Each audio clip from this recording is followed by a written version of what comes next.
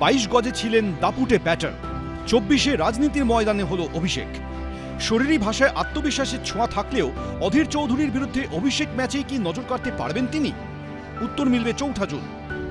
আসল নাম পাঠান ইউসুফ খান, সবার চেনা ইউসুফ পাঠান।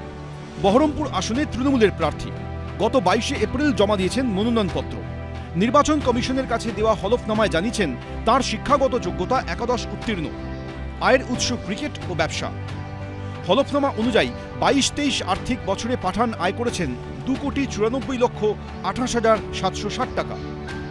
মনোনয়ন পেশের সময় তৃণমূল প্রার্থীর হাতে নগদ ছিল 1,41,977 টাকা। স্ত্রী আফরিন ইউসুফ খান পাঠানের হাতে ছিল 15,678 টাকা। ব্যাংকে প্রার্থীর নামে জমা আছে 2,46,40,654 টাকা। স্ত্রীর নামে মাত্র 36,637 টাকা। ব্যাংক ব্যালেন্স ছাড়াও আছে শেয়ার ও মিউচুয়াল ফান্ড। তৃণমূল প্রার্থীর নামে আছে 5,36,10,385 টাকার লগ্নি। তৃণমূল প্রার্থীর নামে আছে 2টি গাড়ি, যেগুলি কিনতে খরচ হয়েছিল 45,05,210 টাকা। ইউসুফ পাঠানের নামে হীরের অলঙ্কার আছে 21,34,000 টাকার।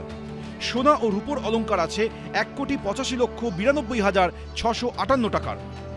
সব মিলে তৃণমূল প্রার্থীর অস্থাবর সম্পত্তির পরিমাণ 24,06,16,351 টাকা।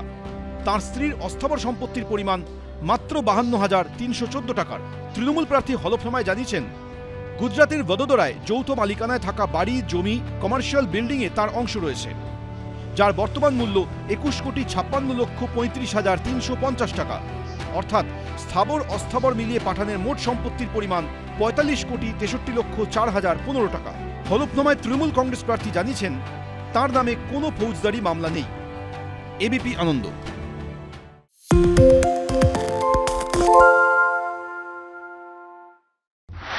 রাজ্য রাজনীতিতে কংগ্রেসের প্রধান চরিত্র অধীর রঞ্জন চৌধুরী, প্রদেশ কংগ্রেস সভাপতি।